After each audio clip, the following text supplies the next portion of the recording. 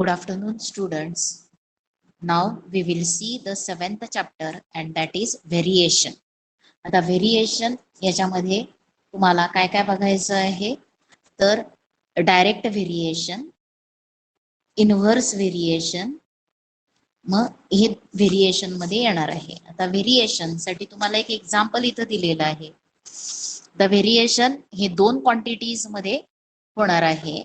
एक क्वांटिटी दुसऱ्या क्वांटिटीवरती अवलंबून असते आणि ते कशी अवलंबून आहेत ते दोन एकमेकांवरती, त्यातला प्रकार ते म्हणजे असणार आहे व्हेरिएशन. समजा तुम्हाला नंबर ऑफ ऑब्जेक्ट्स आणि त्यांची कॉस्ट म्हणजे त्यांचा दर, जर आपण एखादी वस्तू विकत घेतली तर तिथला आपण काहीतरी किंमत देतो, त्याची वस्तूची किंमत आणखीन ती वस्तू, जर आपण वस्तूंच्या संख्या वाढवल्या तर टोटल त्या तिन्ही सगळ्या संख्येची किंमत काय होणार आहे, वाढणार आहे. म्हणजे तिथे दोन क्वांटिटीज कोणत्या झाल्या, नंबर ऑफ ऑब्जेक्ट्स आणि दुसरी क्वांटिटी असणार आहे कॉस्ट ऑफ ऑब्जेक्ट. जर ऑब्जेक्टची संख्या वाढवली तर कॉस्ट पण काय होणार आहे, वाढणार आहे. मग तिथे जे व्हेरिएशन असणार आहे ते कसं असणार आहे, तर ते व्हेरिएशन हे डायरेक्ट व्हेरिएशन असणार आहे. आता इथं तुम्हाला रेट ऑफ नोटबुक्स दिलेला आहे इज 240 पर डझन. म्हणजे 12 नोटबुक्स असतील तर 12 नोटबुक्सची किंमत किती आहे, 240. मग 12 नोटबुक्स जर 240 ला असतील तर 1 नोटबुकची प्राइस किती येणार आहे, 20 येणार आहे. आता 3 नोटबुक्सची प्राइस किती येणार आहे, तर एकाची 20 म्हणजे 3 ची किती येणार आहे, 3 इंटू 20 म्हणजे येणार आहे 60 रुपीज. 9 ची कॉस्ट किती येणार आहे, 9 इंटू 20 करतो आपण आणि ती येणार आहे 180. म्हणजे इथं आपल्याला कॉस्ट लिहायला येणार आहे. एकाची कॉस्ट किती आहे, 20. मग 3 ची कॉस्ट किती येणार आहे, 3 इंटू 20 येणार आहे 60. त्याच्यानंतर 9 इंटू 20 म्हणजे किती येणार आहे, 180 येणार आहे. आता 24 इंटू 20 मग किती येणार आहे ती, तर 480. 24 टू जा किती असणार आहे, 48 म्हणून 480. आणि आता 50 नोटबुक्सची प्राइस किती असणार आहे, तर 50 इंटू 20 म्हणजे किती येणार आहे, तर ती येणार आहे 1000 रुपीज. कळले. मग आता जर आपण ह्यांचा रेशिओ घेतला, कोणाचा रेशिओ घ्यायचा आहे, तर ratio of the number of notebooks, नोटबुक्सची संख्या आणि त्यांची कॉस्ट, त्यांचा रेशिओ जर घेतला 3/60 तर त्या रेशिओचा सिंपल फॉर्म काय येणार आहे, 3 1 जा 3, 3 2 जा 6 म्हणजे 20, 1/20 येणार आहे. त्याच्यानंतर दुसरा आहे 9/180. त्याचा जर सिंपल फॉर्म केला तर 1 किती येणार आहे, 20. म्हणजे इथं द रेशिओ ऑफ, रेशिओ कोणाच्या मधला, the ratio of number of notebooks and cost, तो रेशिओ आपल्याला किती येणार आहे, प्रत्येक पेअर मध्ये 1/20 येणार आहे आणि इट इज कॉन्स्टंट. तो काय असतो, कॉन्स्टंट. आता जर दोन क्वांटिटीज मध्ये, आता नंबर ऑफ नोटबुक्स कशाने डिनोट केलेले आहेत, number of notebooks are denoted by x and their cost is denoted by y. म्हणजे इथं रेशिओ x/y हा रेशिओ काय आला तुम्हाला, कॉन्स्टंट येतो. Ratio is constant. जर रेशिओ कॉन्स्टंट येत असेल तर हे दोन व्हेरिएबल्स कसे असणार आहेत, डायरेक्ट व्हेरिएशन मध्ये असणार आहेत किंवा they are in same proportion असं सुद्धा म्हणतात. The number of notebooks and their cost are in same proportion. मग जर आपण एखादी म्हणजे नोटबुक्सची संख्या वाढवली तर कॉस्ट पण काय होणार आहे, वाढणार आहे. मग त्यावेळेला दोन क्वांटिटीज मध्ये जे व्हेरिएशन असतं ते कोणतं व्हेरिएशन असतं, डायरेक्ट व्हेरिएशन. कोणतं व्हेरिएशन असतं तिथं, डायरेक्ट व्हेरिएशन. आता डायरेक्ट व्हेरिएशन त्याचं स्टेटमेंट कसं आहे बघा, x and y are in same proportion. X and y are in same proportion हे जे स्टेटमेंट आहे तेच स्टेटमेंट आपल्याला या शब्दांमध्ये पण लिहिता येतं. X and y are in direct variation. X and y are in direct variation. किंवा अजूनही कसं म्हणता येणार आहे, there is a direct variation between x and y. तीन प्रकारे ते स्टेटमेंट म्हणायला आलेलं आहे. X and y are in same proportion. याचाच अर्थाचं दुसरं वाक्य कसं होणार आहे, x and y are in direct variation. आणि किंवा काय म्हणता येणार आहे, there is a direct variation between x and Y. आता जर डायरेक्ट व्हेरिएशन असेल, if there is direct variation between x and Y, मग आपल्याला ते सिम्बॉल मध्ये लिहायचं आहे. डायरेक्ट व्हेरिएशन आणि सिम्बॉल मध्ये जर लिहायचं झालं स्टेटमेंट, तर कसं लिहिणार आहात, तर इफ, आता जर there is, if there is किंवा there is direct variation, there is a direct variation between x and Y, between x and Y. आता हेच कसं लिहायचं आपल्याला, सिम्बॉलचा यूज करून. मॅथमॅटिकल फॉर्म मध्ये जर लिहायचं झालं, तर हे मॅथमॅटिकल फॉर्म म्हणजे गणितीय रूपामध्ये ते कसं लिहायचं आहे, तर मॅथमॅटिकल फॉर्म कसा आहे त्याचा, तर तिथं आपल्याला एक सिम्बॉल यूज करायला लागतो.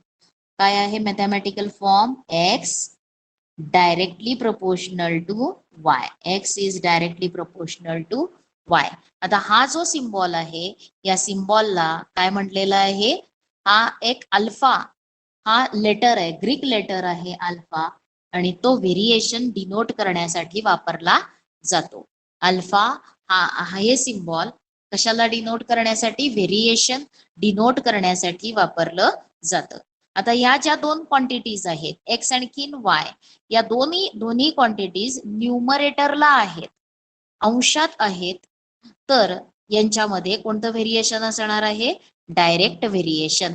या अशा सिम्बॉल फॉर्म मध्ये, मॅथमॅटिकल फॉर्म मध्ये स्टेटमेंट दिलं असेल, तर त्याचं वर्ड्स मध्ये कसं म्हणणार आहात, X is directly proportional to Y, किंवा there is direct variation between x and Y. X आणि वाय मध्ये कोणतं व्हेरिएशन आहे, डायरेक्ट व्हेरिएशन.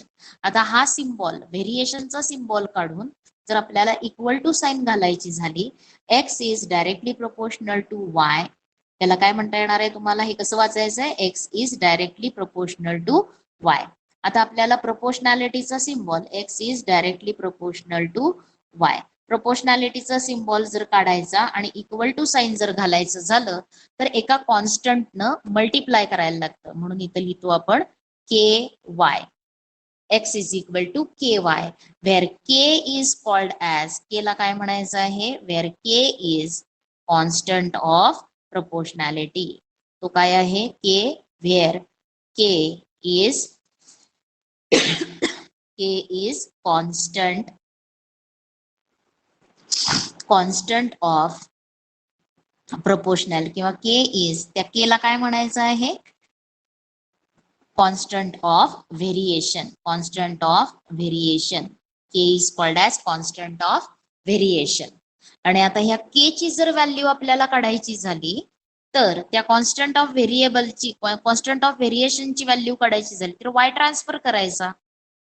तर काय लिहायला येणार आहे तुम्हाला,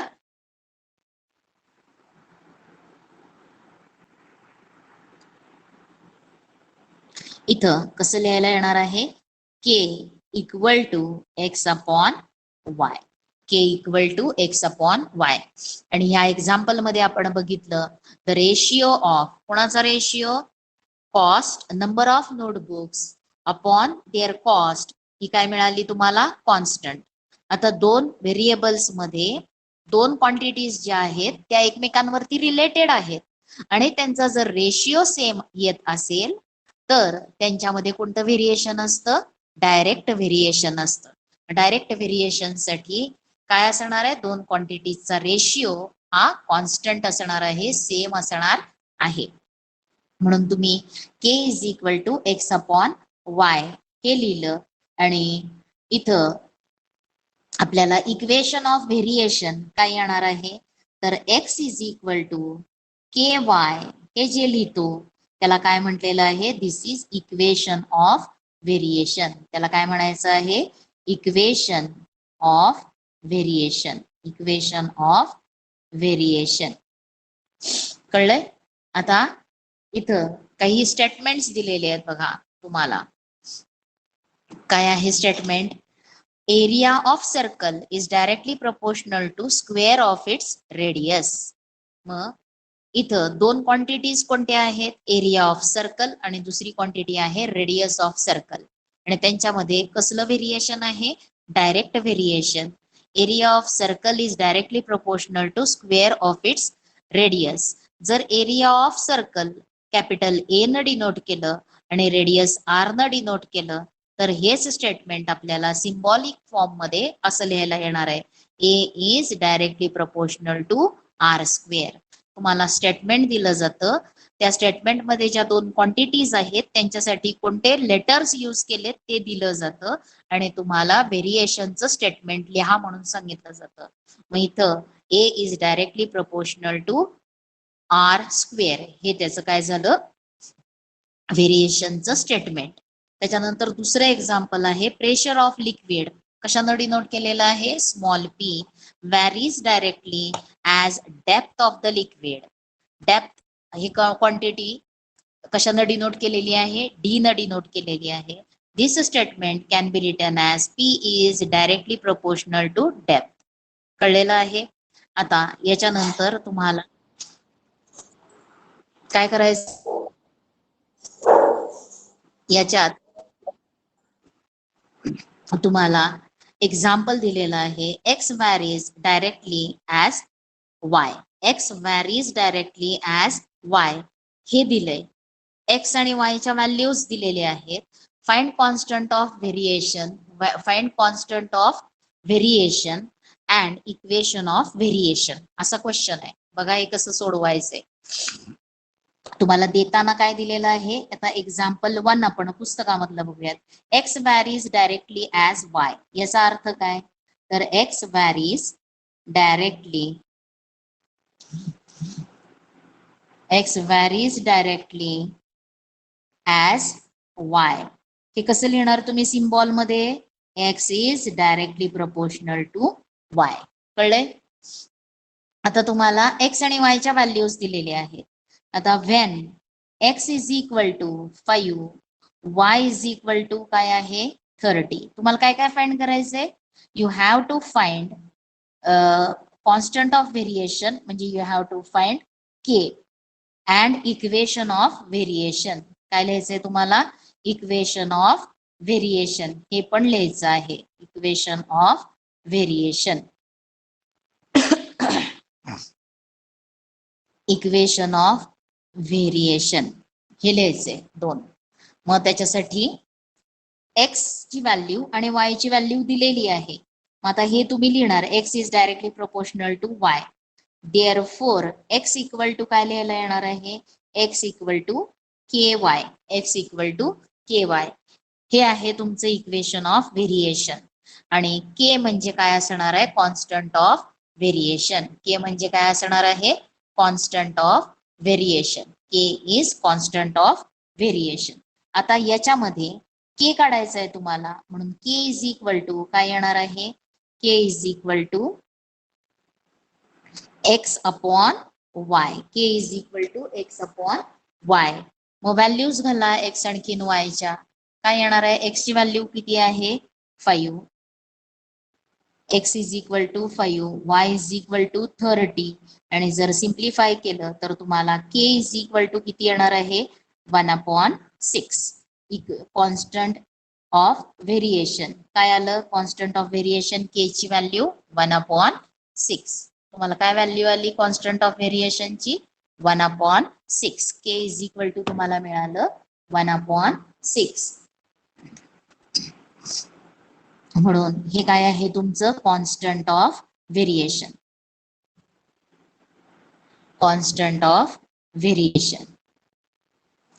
इथं म्हणजे तुम्हाला कोणाची व्हॅल्यू मिळाली? के ची व्हॅल्यू मिळाली. आणि आता आपल्याला काय लिहायचं आहे? Equation of variation. Equation of variation. आता इक्वेशन ऑफ व्हेरिएशन काय आहे? X is equal to K y. X is equal to K y. आणि आता त्याच्यामध्ये व्हॅल्यू घाला. काय लिहिणार मग? X is equal to 1/k ची व्हॅल्यू घालायची फक्त 1/6y हे एक, किंवा या 6 ला तुम्ही जर ट्रान्सफर केलं तर त्याचं कुणाबरोबर मल्टिप्लिकेशन होणार आहे, x बरोबर होणार आहे. मग हेच आपल्याला कसं लिहिता येणार आहे, 6x किंवा y is equal to 6x. हे काय आहे तुमचं इक्वेशन ऑफ व्हेरिएशन. कोणताही टाईप ठेवा, x is equal to 1/6y हे ठेवा, किंवा y इज इक्वल टू 1/6 हे ठेवा. कळले? हे आहे इक्वेशन ऑफ व्हेरिएशन. कळलेलं आहे? हा आहे कॉन्स्टंट ऑफ व्हेरिएशन. आता दिलेलं जे सम आहे त्या सम वरून पहिलं स्टेटमेंट आहे तुमचं x varies directly as y. मग हे स्टेटमेंट लिहायचं मॅथमॅटिकल. त्याच्यानंतर x is equal to ky where k is constant of proportionality किंवा कॉन्स्टंट ऑफ व्हेरिएशन. आणि आता एक्स वायच्या ज्या पहिल्यांदा व्हॅल्यूज दिल्यात त्याच्यावरून के फाइंड करायचा, आणि के मिळाल्यानंतर तुम्ही इक्वेशन ऑफ व्हेरिएशन लिहायचं आहे. आता असा हा आपल्याला कोणता एक्सरसाइज बघायचा आहे, आता 7.1 एक्सरसाइज. कुठला बघायचा आहे, 7.1. त्याच्या आधी तुम्ही फर्स्ट एक्झाम्पल पुस्तकामध्ये सॉल्व्ह केलेलं फर्स्ट एक्झाम्पल सोडवायचे. त्याच्यानंतर आहे सॉल्व्ह केलेलं सेकंड सम, हे सुद्धा तुमच्या वहीमध्ये सोडवायचं आहे. तर सेकंड सम आपण बघूयात. Cost of groundnuts is directly proportional to its weight. दोन क्वांटिटीज कोणत्या आहेत, कॉस्ट ऑफ ग्राउंडनट आणि दुसरं आहे त्याचं वेट, वजन. मग if the cost of groundnut is 450 rupees then find the cost of 1 quintal groundnuts. किती क्विंटलचं काढायचं आहे, आता कॉस्ट ऑफ किती दिलेलं आहे, 5 kg. 5 kg ग्राउंडनट्सची कॉस्ट दिलेली आहे, किती आहे ती 450 रुपीज आहे. तर 1 क्विंटल म्हणजे किती असणार आहेत, तर 100 kg. 1 quintal is equal to 100 kg त्याचं कॉस्ट विचारलंय. मग त्याच्यासाठी cost of groundnut be X assume करायचं आणि weight of groundnut be Y. आता ग्राउंडनट्सची संख्या वाढली, वजन वाढलं तर त्याची किंमत पण वाढणार आहे. म्हणून त्यांच्यामध्ये कोणतं व्हेरिएशन असणार आहे, आणि ते सुद्धा इथं दिले डायरेक्टली प्रोपोर्शनल टू. म्हणून x varies directly as x Y लिहिलं. नंतर त्याच्या खाली हे स्टेटमेंट लिहायचं, ह्याच्या पुढं नाही लिहायचं, याच्या खाली लिहायचं therefore x is proportional to y, आणि त्याच्या खाली लिहायचं x is equal to K y. आणि आता when x is equal to 8 जसं मी इथं दिलेलं आहे तसं लिहायचंय. कळलंय? एक्स व्हॅरीज वाय, त्याच्यानंतर x is directly proportional to y, त्याच्यानंतर x is equal to K y, K is equal to y upon x. आणि मग आता तुम्ही when x is equal to आणि वाय इक्वल टू व्हॅल्यूज घाला आणि के find करा. मग तो तुम्हाला के जो आहे तो के किती मिळणार आहे, 450 एक्स ची व्हॅल्यू असताना वाय आहे 5, आणि देअरफॉर के काढायचं आहे आपल्याला. के इज इक्वल टू काय येणार आहे, एक्स अपॉन वाय, 450 अपॉन 5 म्हणजे येणार आहे 90. K is equal to 90 constant of variation. नंतर इक्वेशन ऑफ व्हेरिएशन लिहायचं, x is equal to K y आहे बघा, this is equation of variation. त्याच्यामध्ये के ची व्हॅल्यू घालायची 90. हे झालं तुमचं इक्वेशन ऑफ व्हेरिएशन.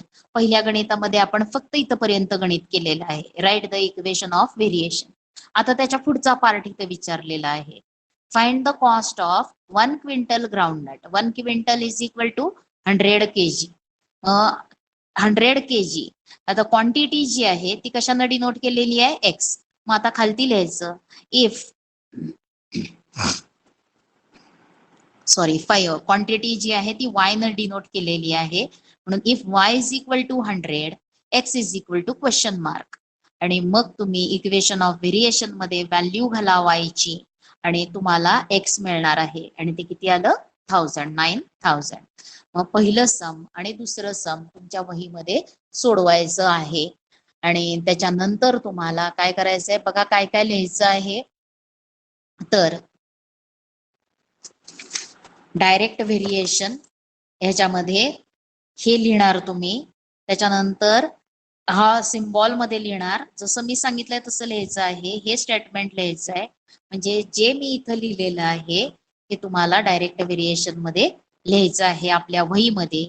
आणि हे करून झाल्यानंतर इथं पर्यंत लिहून झाल्यावर पुढे काय करायचं आहे, इथं दोन एक्झाम्पल्स दिलेले आहेत बघा. सिम्बॉल मध्ये लिहिण्यासाठी, डायरेक्ट व्हेरिएशन मध्ये मॅथमॅटिकल फॉर्म मध्ये लिहिण्यासाठी हे दोन स्टेटमेंट्स ते लिहायचे आणि मग हे दोन सॉल्व्ड सम्स लिहायचे आहेत. कळलेलं आहे. आणि मग आता आपण एक्सरसाइज 7.1 आणि 7.1 मधलं पहिलं सम बघणार आहोत. फर्स्ट सम काय आहे ते, तर write the following statements using symbol of variation. Symbol of variation use करून तुम्हाला लिहायचं आहे. मग इथं circumference of circle is directly proportional to its radius. Circumference denote करण्यासाठी कोणतं व्हेरिएबल यूज केलंय, सी. रेडियस साठी कोणतं यूज केलेलं आहे, आर. आणि सर्कम्फरन्स आणि रेडियस मध्ये कोणतं व्हेरिएशन आहे, तर डायरेक्ट प्रोपोर्शन आहे. म्हणून ते कसं सिम्बॉल मध्ये लिहिणार, c is directly proportional to r असं लिहायचं आहे. C is directly proportional to r. हे अल्फाचं चिन्ह द्यायचं आहे प्रोपोर्शनॅलिटीचं. त्याच्यानंतर consumption of petrol. Petrol consumption म्हणजे वापर होणं. व्हेकल मध्ये आपण पेट्रोल इंधन घालतो, ते इंधनाचा वापर व्हेकल करून व्हेकल चालत असतं. म्हणून consumption of petrol in a car and distance travelled by that car are is direct variation. मग petrol consumption of petrol l न डिनोट केलंय आणि डिस्टन्स ट्रॅव्हल्ड हे डी न डिनोट केलेलं आहे. आणि त्यांच्यामध्ये कोणतं व्हेरिएशन आहे, डायरेक्ट व्हेरिएशन. म्हणून l is directly proportional to r. हे त्याचं काय झालं, मॅथमॅटिकल सिम्बॉलिक फॉर्म मध्ये. आता त्याच्यानंतर complete the following table considering the cost of apple and their numbers are in direct variation. इथं तुम्हाला एक टेबल दिलेलं आहे. त्या टेबलमध्ये दोन क्वांटिटीज कोणत्या आहेत, तर one is number of apples and the other is cost of apple. Number of apples are denoted by x and cost of apples is denoted by y. आणि आता याच्यामध्ये कॉस्ट, नंबर ऑफ ऍपल्स आणि cost यांच्यामध्ये कोणतं variation असणार आहे, आपल्याला ते इथं लिहिलं नाही तरी लक्षात येणार आहे, ते डायरेक्ट व्हेरिएशन असणार आहे. म्हणजे ऍपल्सची संख्या वाढली की कॉस्ट वाढणार आहे. मग एक ऍपल असताना कॉस्ट किती आहे, 8. मग 4 ऍपलची कॉस्ट किती असणार आहे, तर 4 8 चा 32 असणार आहे. मग इथं तुम्हाला काही फिल करायला दिलेलं आहे. मग ते कसं फिल करणार आहात, बघा एका ऍपलची 8 आहे, 4 ऍपलची किती येणार आहे, 32. त्याच्यानंतर 8च्या टेबलमध्ये 56 केव्हा येणार आहे, 8 4 जा 32. आता 8 7 जा किती येणार आहे, 56. त्याच्यानंतर 8 12 जा किती येणार आहे, ती कॉस्ट इथं येईल. आता हे कसं सोडवायचंय ते आपण बघूयात. मग ते नुसतं वर्बल न सोडवायचं नाही, तर आपल्याला ते स्टेप बाय स्टेप व्यवस्थित सॉल्व्ह करायला आलं पाहिजे. मग पहिल्यांदा दिलेलं सम जे आहे ते सम बघायचं सेकंड. आणि आता नंबर ऑफ ऍपल्स एक्स ची व्हॅल्यू तुम्हाला टेबल दिलेलं आहे, आणखीन वाय इथं दिलंय 1 8 4 32 दोन व्हॅल्यूज दिलेले आहेत. त्याच्यानंतर हे फिल करायचंय तुम्हाला 56 12 आणि पुन्हा हे फिल करायचं आहे. आणखीन इथं हे ब्लँक आहे आणि इथं दिले व्हॅल्यू. मग आता हे कसं सॉल्व्ह करायचं आहे, मग देताना एक्स आणखीन वाय मध्ये कोणतं व्हेरिएशन आहे, तर डायरेक्ट व्हेरिएशन. म्हणून there is direct variation between x and y. ते कसं लिहायला येणार आहे तुम्हाला, therefore x is directly proportional to y. Therefore, x is equal to ky. Therefore, k is equal to x upon y. मग आता k ची व्हॅल्यू काढायला तुम्हाला इथं दोन व्हॅल्यूज दिलेले आहेत, कळले. आता ते जर तुम्ही व्हॅल्यूज घातल्या x अपॉन y 1/8, त्याच्यानंतर दुसऱ्यासाठी सुद्धा 4/32 घेतलं तर किती येणार आहे, 1/8 येणार आहे. म्हणून k ची व्हॅल्यू तुम्हाला काय येणार आहे, 1/8. Therefore k is equal to काय येईल 1/8. आता इथं रेशिओ घ्या दिलेल्या मध्ये x/y इज इक्वल टू 1/8 हे पहिल्यासाठी. दुसऱ्यासाठी ratio x/y is equal to 4/32. त्याची व्हॅल्यू पण किती येणार आहे 1/8. देअरफॉर के ची व्हॅल्यू तुम्हाला काय आली 1/8. के इज इक्वल टू 1/8. आता इक्वेशन ऑफ व्हेरिएशन काय येणार आहे 1/8 is equal to x/y.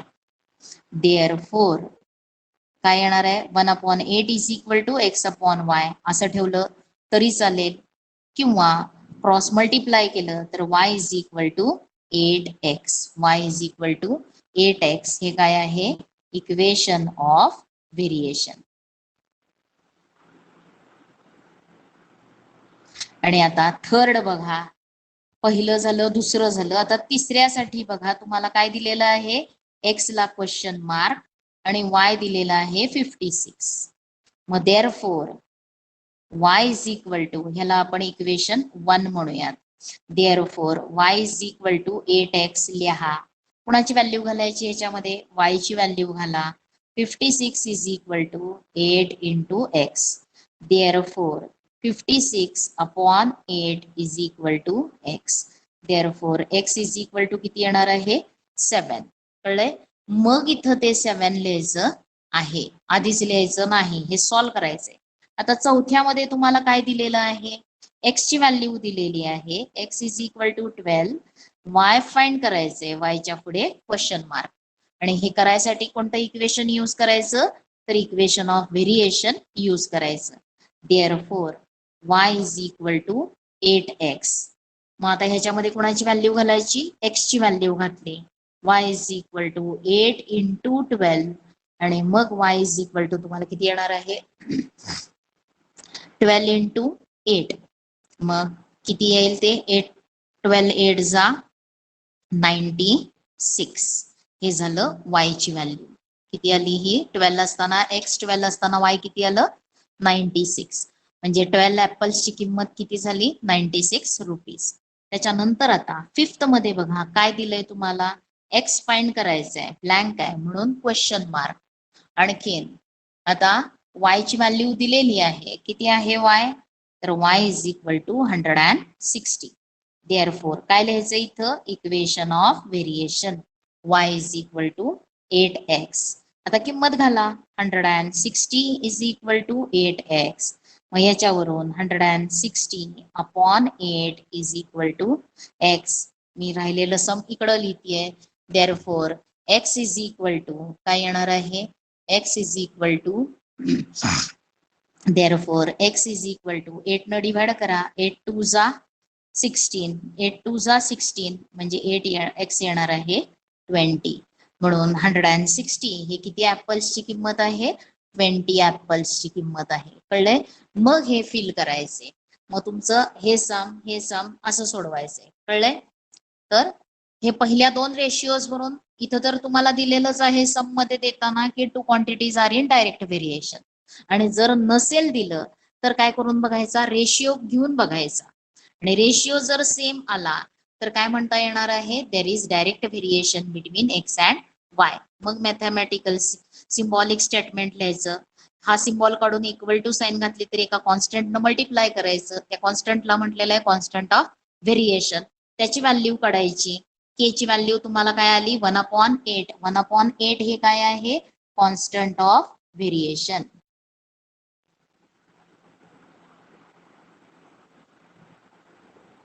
Constant of variation. मग तुम्ही व्हॅल्यू घाला ह्याच्यात इक्वेशन मध्ये x इज इक्वल टू किंवा k is equal to x/y. त्याच्यामध्ये k ची व्हॅल्यू घातली तर y इज इक्वल टू तुम्हाला काय आलं 8x. हे आहे इक्वेशन ऑफ व्हेरिएशन. आता पुढच्या ह्या ज्या अननोन व्हॅल्यूज आहेत ते काढण्यासाठी कशाचा यूज करायचा इक्वेशन ऑफ व्हेरिएशनचा यूज करून तुम्हाला हे सम सोडवायला येणार आहे. कळलेलं आहे. सेकंड सम कसं सॉल्व्ह केलेलं आहे तर हे व्यवस्थित सॉल्व्ह करा. आता त्याच्यानंतरचा आपण थर्ड सम बघूयात. आणि थर्ड सम आता थर्ड सम फोर्थ 5th आणखीन 6th हे सम्स आपण बघूयात. आता थर्ड सम जो आहे त्याच्यामध्ये तुम्हाला देताना काय दिलेलं आहे, if m is directly proportional to n. हे कसं वाचायचंय, तुम्हाला हे सिम्बॉल मध्ये दिलं जातं आणि वर्ड्स मध्ये लिहा म्हणतात. मग कसं म्हणायचं आहे, m is directly proportional to n किंवा काय म्हणायचं, there is direct variation between m and n.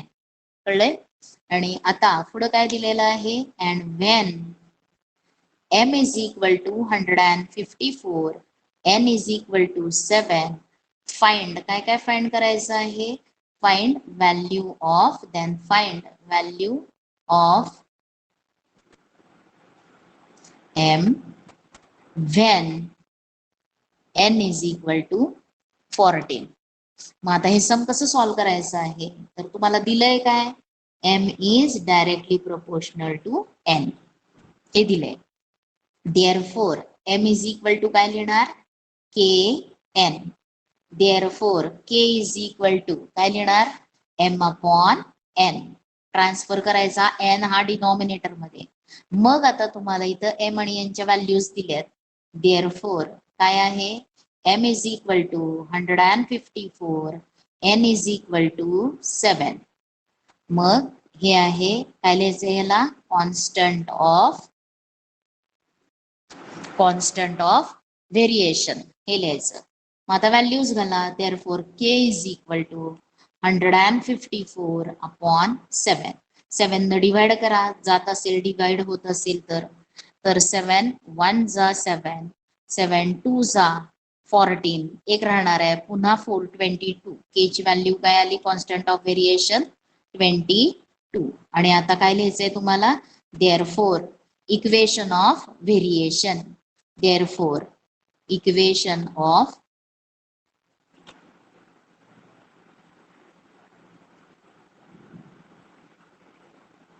काय येणार आहे, इथं व्हॅल्यू घाला, k is equal to m upon n ह्याच्यामध्ये, तर किंवा m is equal to 22n, कुठलं पण लिहिलं तरी चालणार आहे. 22 is equal to m upon n किंवा m is equal to 22n. हे झालं तुमचं इक्वेशन ऑफ व्हेरिएशन. आता तुम्हाला काय दिलंय बघा, नेक्स्ट बघायचं, इथं एवढ्याचा यूज करून हे आणखीन हे यूज करून तुम्ही कॉन्स्टंट ऑफ व्हेरिएशन काढलं, त्याच्यावरून इक्वेशन ऑफ व्हेरिएशन लिहिलं. आणि आता तुम्हाला काय फाइंड करायचंय, m फाइंड करायचंय. त्यावेळेस n किती आहे, 14. म्हणून नाव वेन n फाइंड करायचंय म्हणून क्वेश्चन मार्क, n किती आहे 14. आणि या इक्वेशन मध्ये सबस्टिट्यूट करा. Therefore m is equal to 22 into 14. Multiplication करा, किती येणार आहे, 14 2 जा किती असणार, 14 2 जा किती येणार आहे 28. पुन्हा 14 2 जा 28 प्लस 2 किती येणार आहे 308. मग तुम्हाला m ची व्हॅल्यू किती आलेली आहे 308. ही काय आली m ची व्हॅल्यू. लक्षात आलेलं आहे. म्हणून m तुम्हाला किती आलेला आहे 308 ही व्हॅल्यू आली. आता इथपर्यंत सम्स तुमच्या वहीमध्ये सॉल्व करा. पुढचे सम्स आपण नेक्स्ट पिरियडला पाहूया.